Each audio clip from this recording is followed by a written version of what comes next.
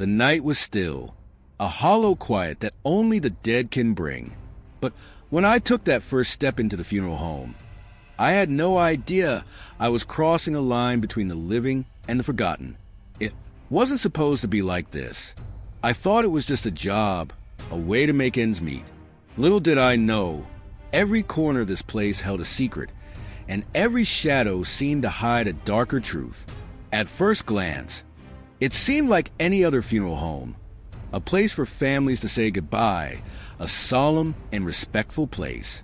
But the smell, that peculiar staleness of decaying flowers and disinfectant, clung to everything. The air was thick, heavy in a way that made you feel like you were walking through a fog. The walls, old and cracked, looked like they'd seen too much. And those windows, tinted and always half-covered, let in only the faintest sliver of light. It was as though the world outside had stopped, and this place, this funeral home, was frozen in time. And it was in this cold silence, amidst the mournful quiet, that I first felt a presence. Something wasn't right. I thought it was just my imagination, a product of the unsettling surroundings. But the longer I stayed, the more I realized that feeling wasn't paranoia. The air had a certain weight to it, almost as if it were alive. And the sound of the old wood creaking beneath my feet seemed to whisper secrets, like the house itself was trying to tell me something.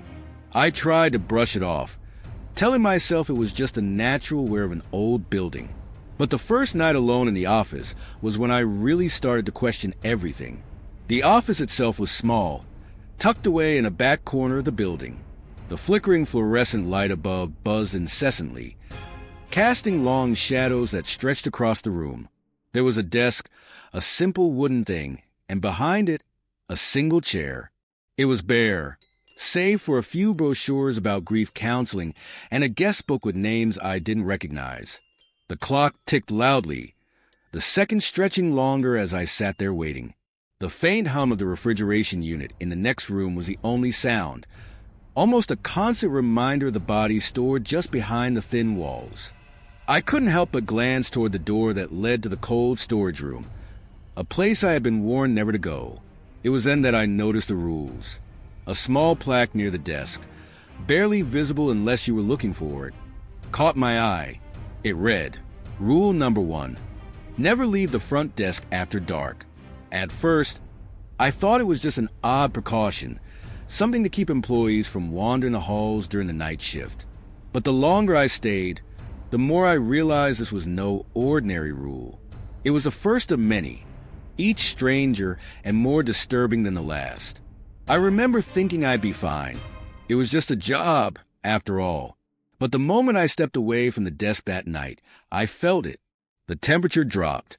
The building seemed to breathe with me. It was as if the walls were alive, responding to my every move. And that's when I heard it, the faintest creak, followed by a whisper. Don't touch the bodies. I froze. My heart pounded in my chest, and my hands went clammy. I couldn't see anyone, but the air in the room had shifted, thick with something otherworldly. I told myself it was nothing, just my mind playing tricks. But as I looked back at the desk, I saw something that chilled me to my core, a coffin resting in the center of the room where it hadn't been moments before. I swear I hadn't seen it when I first sat down, but there it was, plain as day, and with it, the faintest sound of something moving, something that shouldn't be moving. I glanced back toward the door, but it was too late. The whispers had begun, soft at first, like a voice I couldn't quite understand, but getting louder by the second. Don't leave. Don't go. I never thought I'd end up here, in a place like this. I'm not the type of person who gravitates toward darkness. I'm not one of those thrill seekers who's curious about death or drawn to the macabre. But when life gives you a stack of bills you can't pay in a job market that looks like a desert, you take whatever comes your way. And that's exactly what happened. A small ad in the local paper, a job opening at a funeral home just outside town. Immediate start, no experience required. It sounded simple enough, a steady paycheck. I never thought about what else I was walking into. Not until it was too late. The funeral home's name was Whispering Pines, but there was nothing peaceful about it. The name sounded innocent enough when I first saw it, almost calming. But when I drove up that day for the interview, I immediately noticed something strange. The pine trees surrounding the building were tall, dark, and twisted, their branches reaching out like long fingers, trying to pull the building back into the woods. And the air, there was something off about it. It wasn't fresh like the countryside should be. It was thick and musty, like it had been trapped in there for years. I thought it was just the nervous energy of starting a new job. But as soon as I walked through those front doors, I knew I wasn't just stepping into a job. I was stepping into something far darker. The lobby was dimly lit, with faded wallpaper that looked like it hadn't seen a new coat of paint in decades. The scent of stale flowers and dampness clung to the air, and I could hear the faintest hum of the refrigeration unit in the back. Always running, always cold. There was a single receptionist desk, but no receptionist. Just a small wooden chair, empty, with dust settling around its legs.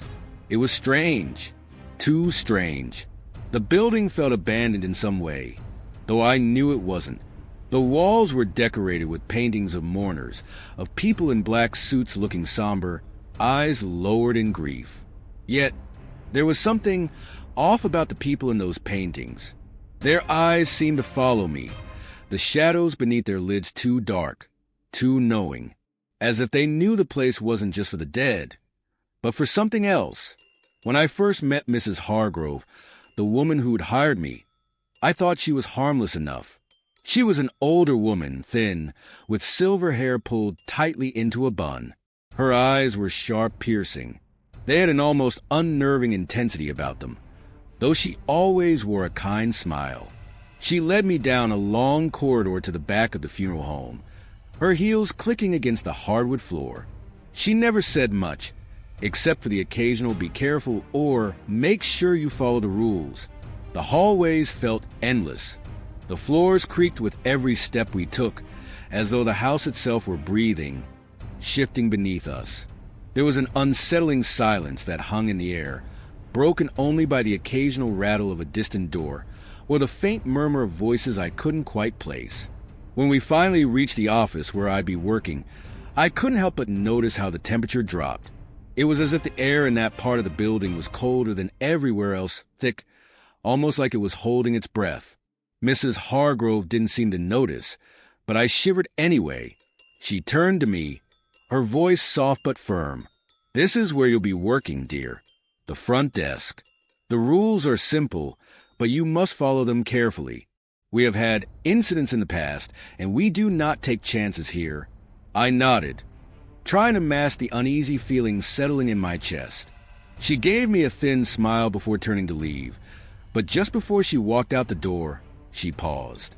Her eyes locked onto mine, and for a moment, something cold in them made my heart race.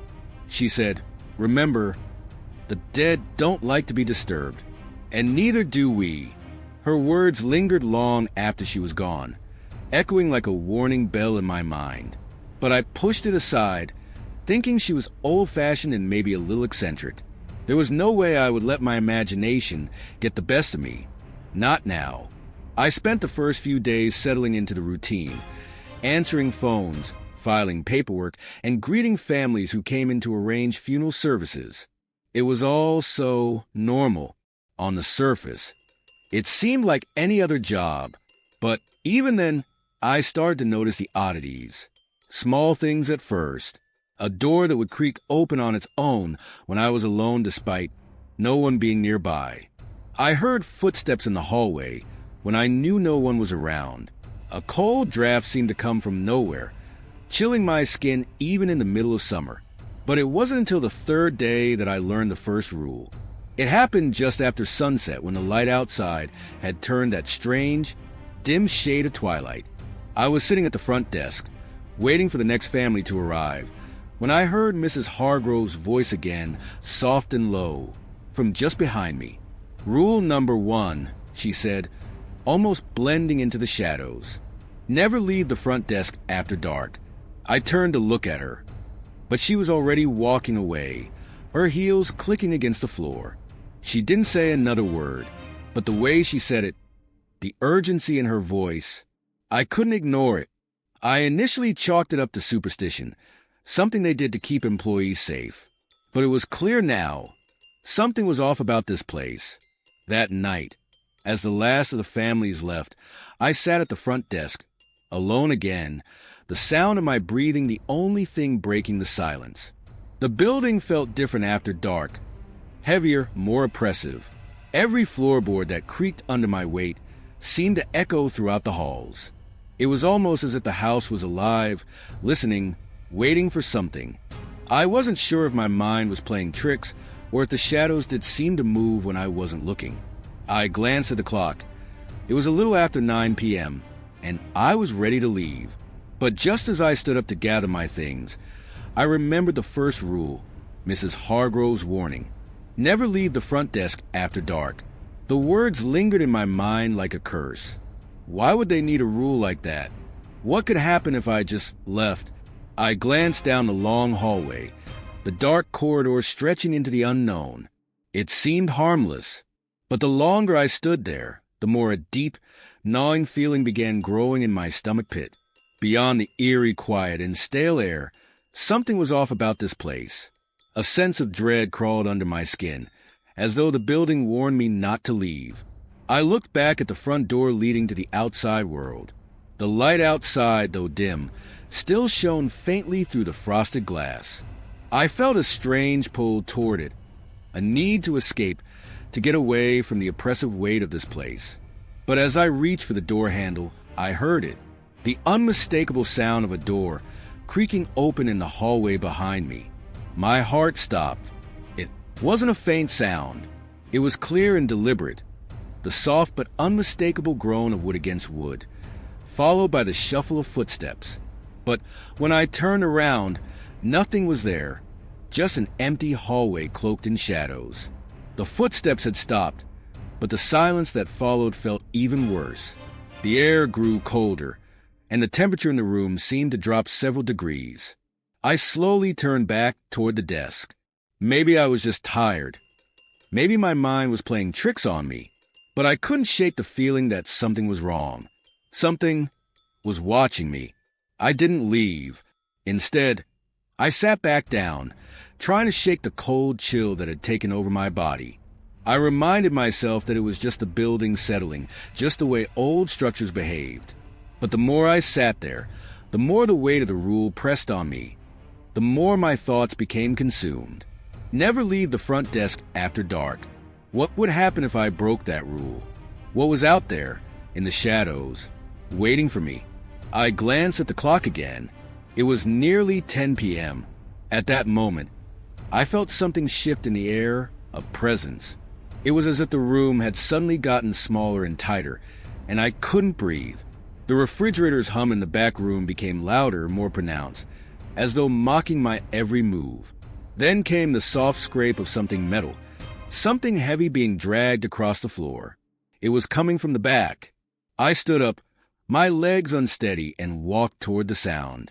My heart pounded in my chest as I went down the hall. The flickering light above me cast strange, erratic shadows, making the hallway stretch longer with each step I took. I was close now, just a few feet from the door that led to the storage room. And then I heard it. "Don't go in there." The voice was faint, barely a whisper, but it was unmistakable. I froze, my pulse quickening. It sounded like it came from just behind me, but the hallway was empty when I turned. There was no one there. The air was still, and the silence in the building was deafening. It was the kind of silence that pressed on your ears and filled you with an unexplainable fear. I should have listened. I should have stayed at the desk. But the pull toward the storage room, the eerie sound of something being dragged, was too much. I reached for the door handle, but then I heard it again. "Don't go in there. You don't know what's waiting for you." This time, the voice wasn't a whisper. It was more urgent, more forceful, almost pleading. I hesitated, my hand hovering above the handle. But curiosity won out. I twisted the knob and pushed the door open. The cold that hit me was immediate and sharp, almost like a slap in the face. A freezer-like chill seeped into my bones, a suffocating cold that made it hard to breathe. The smell was worse than I had anticipated. A strange mixture of chemicals, rot, and something older. The room was dark, with only the faintest light coming from an overhead bulb that flickered weakly. But as my eyes adjusted, I could see the outlines of several large metal storage units along the wall. Bodies, I assumed, but why was something being dragged? And then I saw it. The dragging sound was authentic, from a metal gurney at the room's far end. It slowly moved across the floor, the wheels squeaking in a rhythmic, almost deliberate pattern. I couldn't move. I was frozen, staring at the gurney as it inched forward, as if being pulled by something invisible, something unseen. I heard the whisper again, louder this time, as though it was coming from everywhere and nowhere at once. The rule? You broke the rule. The next day, I couldn't shake the unease that had settled over me. After my experience with the gurney, I was already questioning everything I thought I knew about the funeral home. I kept replaying Mrs. Hargrove's words. The rules are there for a reason. Follow them. But the deeper I got into the job, the more I realized these rules weren't just strange. They were terrifying. It was the second rule that started to unravel me. The first was bad enough. Never leave the front desk after dark. But the second one, that one hit me like a punch to the gut. I didn't hear it from Mrs. Hargrove. No, this was more of a whispered warning from the other staff members. They seemed to speak about it in hushed tones, as though just saying the words would invoke something that didn't want to be named. Around the same time, I started noticing the strange occurrences in the building. The whispers I heard when I was alone, the sudden cold spots that would creep up on me without warning. I thought I was imagining it all, but when I talked to the staff about it, they looked at me with pity and fear. And then one of them finally told me. The second rule, she said quietly, leaning in close so no one else could hear, is never look inside the coffins after hours. Her voice trembled as she spoke, and how she said it with such caution made my skin crawl. Never look inside the coffins after hours. What could happen if I did? Why would there even be a rule like that? The very thought of it made my stomach churn. Coffins were a common sight in the funeral home, of course. It was a funeral home, after all, but the notion that something about them could be dangerous, something hidden within, I couldn't shake the thought. That night, after the last family had left, I was tasked with preparing a new body for viewing the next day. The coffin was already placed in the viewing room, its dark wood polished to a near glow. The soft light from the ceiling above cast an unnatural gleam across its surface, making it appear almost too pristine. My heart started to race as I walked toward it, knowing full well what the second rule was. But I was curious, maybe too curious for my good. I glanced around, the air growing thick and oppressive, the silence stretching into something suffocating. I told myself I was being foolish. Nothing was inside the coffin but a body, which wasn't like I'd never seen before. But the more I stood there, the more I felt the pull. It was almost like something was calling me toward it. I had to look. I had to know what was inside. My hands trembled as I reached for the lid. The second rule was still fresh in my mind, but curiosity clawed at me. I was fighting it. But there was something about the room that felt wrong and made me doubt my thoughts. I had to look, just a quick peek, to prove I wasn't being paranoid. I slowly lifted the lid. At first, all I saw was darkness, the shadows inside the coffin swallowing any detail. I expected the body to be laid out as usual, cold and still. But then I saw something that made my blood run cold. It wasn't the body I had expected. It wasn't a corpse at all. There was a shape, dark and indistinct, moving in the coffin. It wasn't human, at least it didn't look human. It shifted in ways that didn't make sense, like something wrong. The air around the coffin grew colder, colder than I'd ever felt, and the faintest whisper seemed to echo from the depths of the coffin. My breath caught in my throat. The shape inside the coffin stirred as if it sensed my gaze. I pulled back quickly, slamming the lid shut with a force that made the room echo with a sickening thud. The whispers grew louder for a split second, and I swear I heard something faintly laugh. I stumbled backwards, my heart racing in my chest. The room was suffocating, the air thick with an unseen presence, as though something had crossed over from the coffin and into the air around me. But what was it? Was it just my mind playing tricks on me? Or had I broken the second rule in the worst possible way? I didn't wait to find out. I turned on my heel and bolted from the viewing room, my legs trembling beneath me. I ran through the darkened hallways, my thoughts a frantic mess. There had to be an explanation, but I couldn't stop shaking. I couldn't get the image of that shape in the coffin out of my mind. The unnatural way it moved, like the laws of the living or the dead, didn't bind it. It wasn't just a body. It was something else, something I wasn't supposed to see. The rest of the night passed in a blur, my mind spinning with fear and confusion. I couldn't concentrate, couldn't focus. I kept hearing that whispering voice in my head, that soft, mocking laugh that seemed to reverberate inside me. The second rule had been broken, and whatever that thing in the coffin was, it had noticed. The next few days were a blur. My body moved through the funeral home like a ghost, performing the tasks I'd been assigned with automatic precision. But my mind was elsewhere. It kept returning to the coffin, to the dark shape inside it, and to the third rule, the one I hadn't yet heard from the others but had sensed in the air, lingering like an unspoken warning. It wasn't until I heard the third rule from one of the older staff members that I truly understood the extent of what I had gotten myself into. "Never go into the basement at night," he said, his voice low and rough, as if the words carried a weight he didn't want to bear. "Especially after midnight." At first, I didn't understand. The basement was just another part of the building. There was nothing particularly remarkable about it, except that it was the oldest part of the funeral home. It was the first place the staff always talked about in hushed tones, the room they avoided when closing up after dark. But why? What could be down there that warranted such a strict rule? That night, after everyone had left for the day, I found myself alone again. The funeral home was eerily quiet, save for the soft hum of the fluorescent lights overhead. I was locking up when I heard it, the faintest sound coming from below me, a scrape, like something heavy moving across the floor. It came from the basement. My heart skipped a beat. I paused, standing there in the dim light of the hallway. The sound continued, dragging itself across the floor, a soft, grinding noise that filled the otherwise silent building. It was almost as if something was trying to claw its way up from the depths.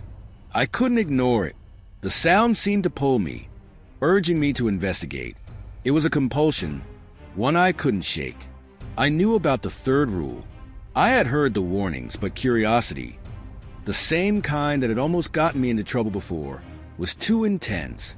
I grabbed the heavy set of keys from the desk, my hands shaking as I searched for the one that opened the basement door.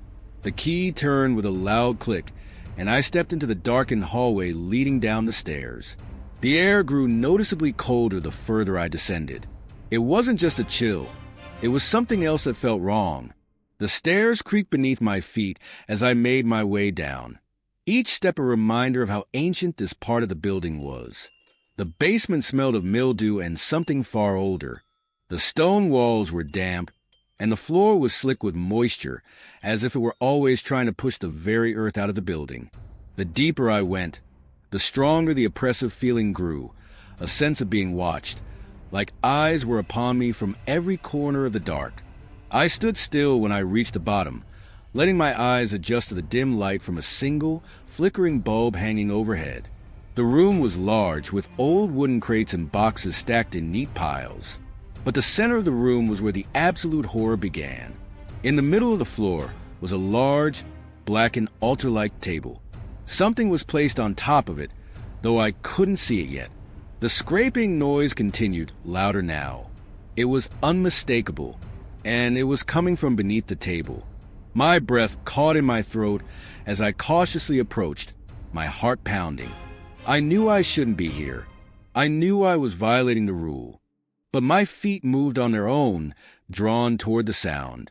I reached the table and peered underneath. What I saw made my blood freeze in my veins. There, beneath the table, was a metal grate, a heavy, rusted thing that had been pulled slightly out of place. And from it, the scraping sound emanated. The floor beneath was shifting like something was stirring beneath the surface. My eyes widened as I stared at the grate. I could see something moving beneath it, something alive, but there was no way it should have been alive. It was wrong, unnatural. I took a step back, my heart hammering against my chest. But a low, guttural voice broke the silence before I could make sense of what I was seeing. It was soft at first, barely audible, but it grew louder as I stood frozen, rooted to the floor. "You shouldn't have come down here." The voice was like no other. It didn't sound human or even animal. It was a deep, raspy growl that rattled my bones and made my insides churn. The ground beneath me trembled, and the temperature dropped even further. I spun around, expecting something, anything, to be behind me, but there was nothing.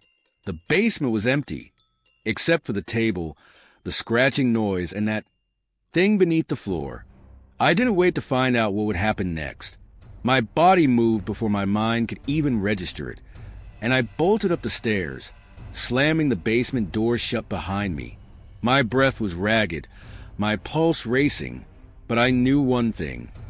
I had broken the third rule, and whatever was down there, whatever was that had whispered to me, I knew it wasn't finished with me. I could still hear the scraping sound echoing in my mind, like something was clawing toward me. I didn't dare look back. I didn't even stop to breathe until I was back at the front desk, where the safety of the warm light offered a false sense of comfort. But I knew deep down that I had crossed a line I couldn't cross. Things in this funeral home were never meant to be disturbed, and I had disturbed them. I couldn't shake the feeling that I was losing my grip on what was real. After breaking the third rule and escaping the basement, I couldn't sleep. I couldn't think straight. Every time I closed my eyes, I saw the rusted grate beneath the altar and heard the deep, guttural voice that had rumbled from the depths of the building. Whatever was down there wasn't just a creature or a thing. It was something ancient that shouldn't exist yet. For days, I wandered the funeral home in a haze. I couldn't escape the whispers in my mind, the feeling that the walls were closing.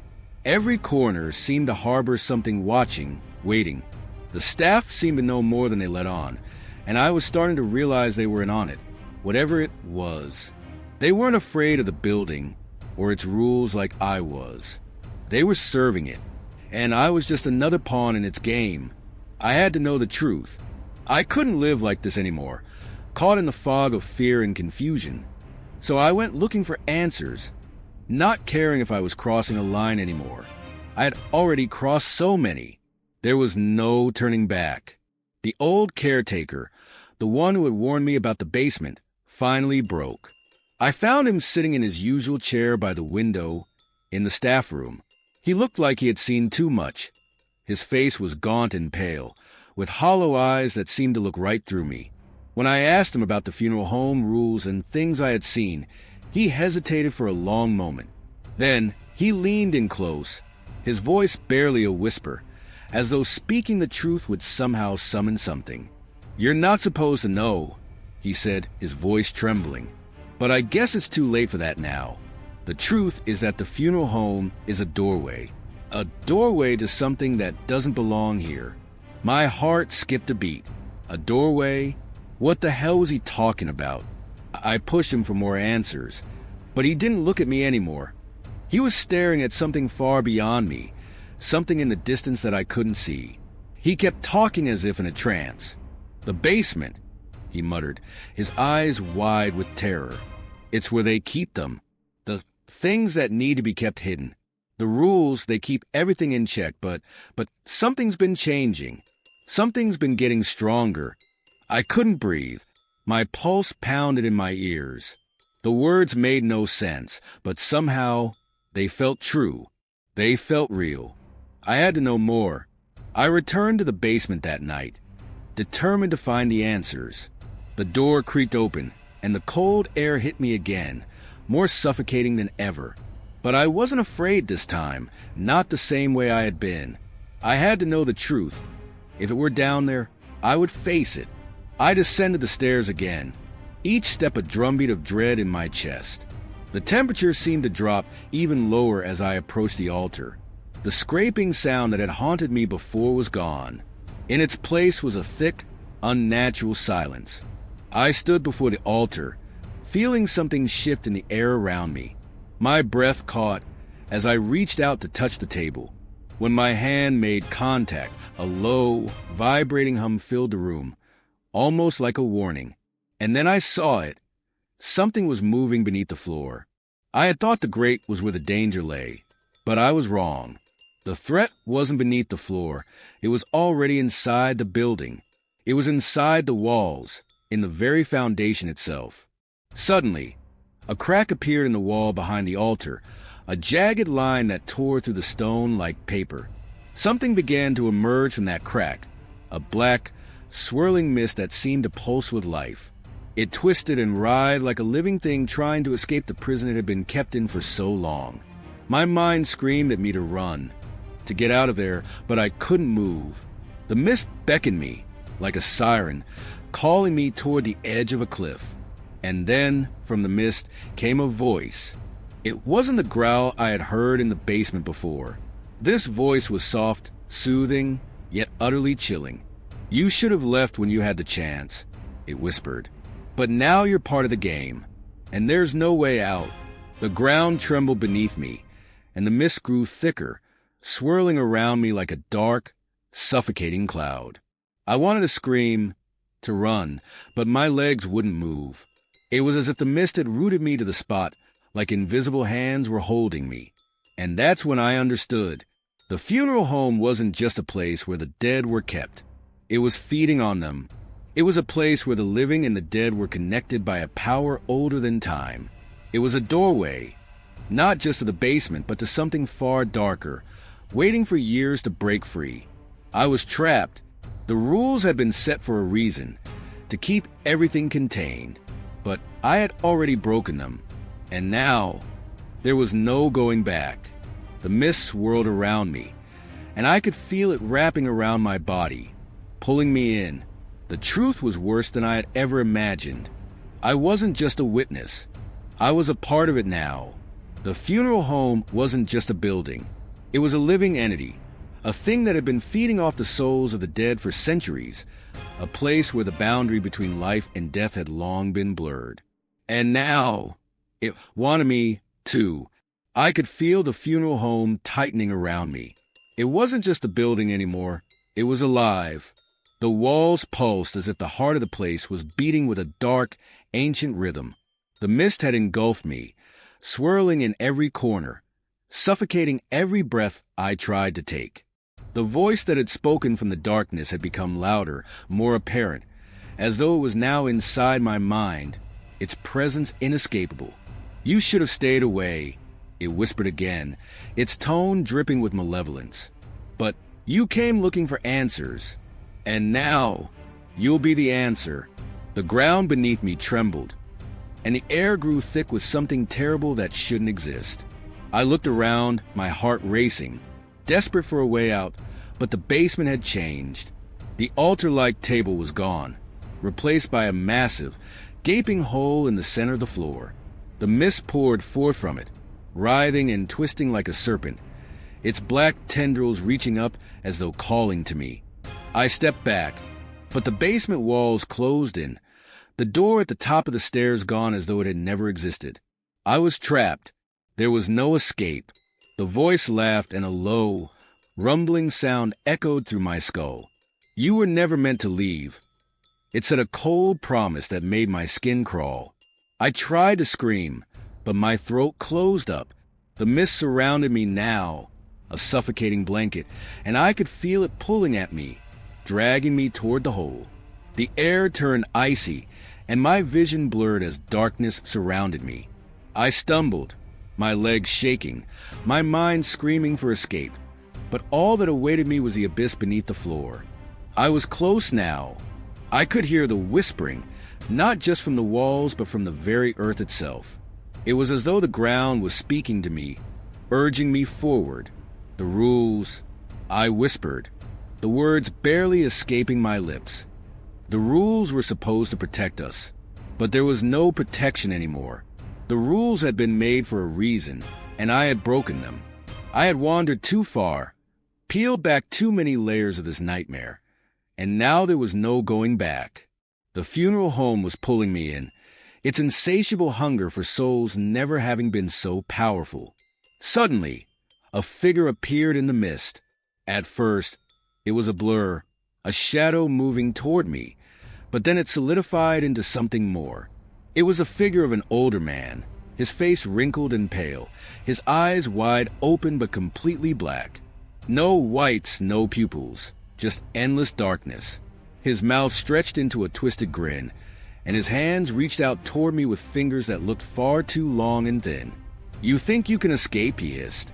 "This place has claimed more souls than you can imagine. You're just one more to add to its collection." I could feel the weight of his words, the truth in them sinking in like a poison. But I couldn't give up. I couldn't let the darkness win. I didn't know how, but I had to fight. I had to break free. I grabbed the nearest object, a broken piece of wood from the altar, and swung it with every ounce of strength. The figure recoiled, but it didn't stop. It never stopped. With every strike, the mist thickened, the basement walls closing in tighter, suffocating the air. The ground beneath me was softening, shifting, as if the very foundation of the funeral home was rising to swallow me whole. And then I heard it again, the scraping noise, the sound that had driven me mad for days. It was coming from beneath me, from the hole in the floor. Something was crawling up from the depths, its claws scraping against the stone like a beast rising from its grave. I tried to fight it and push it back, but my limbs were growing weak, my energy drained by the mist and the oppressive force of the place. I could hear the voice again, louder now, roaring in my mind like thunder. "You can't fight it. You can't outrun it. You belong to this place now." And then the creature broke through the floor. It was a grotesque, twisted thing, part human, part something else, something ancient and wrong. Its skin was ashen, stretched too tight across its bones, and its eyes, those eyes, were nothing but voids of darkness. It dragged itself toward me, its mouth opening wide, revealing rows of sharp, jagged teeth that looked like they could tear through bone. I stumbled back, but there was no way out. The mist had surrounded me, the basement now an abyss, an inescapable prison. And the creature, no, the thing, was moving faster now, its twisted limbs reaching for me, its jagged teeth snapping in the air. But then, amid my panic, I remembered the rule, the one I hadn't broken yet. Never look into its eyes. I turned away, closing my eyes tightly, refusing to look at the creature's face. I could feel it getting closer, the air growing colder as it loomed behind me. But I didn't look. I didn't dare to. Instead, I ran. My feet carried me blindly through the mist, the walls closing in on all sides. I could feel the creature's presence, its breath hot on my neck, but I didn't look. I couldn't. The voice in my head screamed at me to stop, face it, and give in, but I didn't listen. I couldn't. I ran, and I kept running, not stopping until the mist finally receded. Not until the funeral home was quiet for the first time since I'd stepped inside. But it wasn't over. No, it couldn't be. The funeral home was still there, waiting, watching, and I knew, deep in my soul, that I would never truly escape. Not really. It had already claimed me. The funeral home was quiet, but it was the kind of quiet that felt wrong. The walls, still warm with the energy of the nightmare that had just unfolded, seemed to breathe in the silence. The air was thick with the smell of decay, the oppressive sense of something ancient and hungry lingering in every corner. The mist had dissipated, but the fog in my mind hadn't lifted. It clung to my thoughts, heavy and suffocating. I leaned against the wall, trying to steady my breath, my heart racing. My legs were shaking, my body trembling from the adrenaline and the terror that had coursed through me. I had escaped, barely, but I knew better than to think it was over. The funeral home hadn't released me. It wasn't done with me yet. I could still feel its presence deep in my stomach, gnawing at me. For a moment, I let myself believe I was free. I told myself I could walk out the front door, leave this place, and never look back. But I knew it was a lie. I couldn't go, not like this. Not until I knew everything. Not until I understood what this place was and why it had chosen me. I turned away from the hallway, my footsteps echoing in the empty, lifeless building. But the silence seemed to stretch farther than it should have, as though the air around me was holding its breath, waiting for something to happen. And then, just as I was about to make my way toward the exit, I heard it. The sound was faint at first, like a whisper in the distance, something so soft I almost thought it was just my imagination. But as I stood still, straining my ears, I realized it wasn't in my head. It was real, and it was coming from the staff room, that same room where I had seen the caretaker, who had warned me about the basement. My heart skipped a beat. The caretaker, he had known something. I had to find him and understand what he meant when he said that the rules were changing. What did that mean? What did it have to do with the mist? With the thing I had almost become part of? I walked toward the staff room, my footsteps slow and cautious, my mind racing. The whispering grew louder, and as I reached for the door, I felt an icy chill crawl up my spine. My hand trembled as I gripped the handle. Something wasn't right. I could feel it deep in my bones. I opened the door. The room was empty, yet somehow not empty at all. The air was thick with something else that pressed in on me from all sides. The walls seemed to pulse, the shadows in the corners twisting and shifting. The caretaker's chair was in the center of the room, but the man who had once sat in it was gone. In his place was something else. Something wrong. It was as though the caretaker's body had been entirely replaced by something else. It was human, yes, but it wasn't him. The skin was stretched too tightly across its bones, the eyes wide and unblinking but empty, dark voids, like two holes that led nowhere. It sat perfectly still, but I could feel its presence. It was watching me, waiting for something. I stepped back, my breath caught in my throat. I could hear the whispering again, but it wasn't coming from the thing in the chair, from everywhere. It filled the room, the building, and my mind. It was as though the very air was alive with it. I turned away from the room, my mind reeling. The nightmare wasn't over. It had only just begun. And then I remembered something the caretaker had said. The one warning I had ignored, the one piece of advice that might have saved me. Don't try to leave. Not until you understand what you've awakened. I froze. My heart dropped. I'd made a fatal mistake. I had broken the rules, stepped into this place's heart, and awakened something. Something that wasn't meant to be awakened. Something that was never meant to be disturbed. I couldn't leave. Not yet. The funeral home wouldn't let me go. It wanted me to stay, to become part of it, just like all the others before me. But I wasn't ready to give in. I had to finish what I'd started.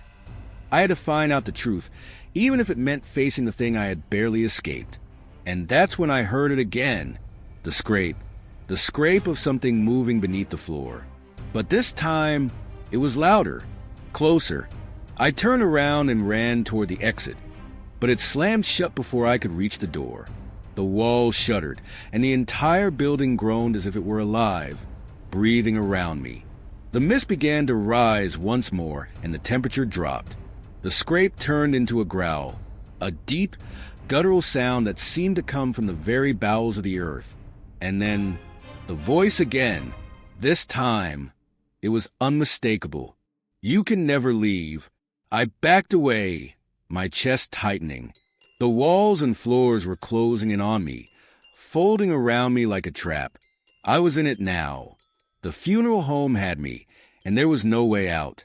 But then the door to the outside, the one I thought had been sealed, was opening slowly as though it were being pulled open by something unseen. The mist began to swirl toward it, drawing me in.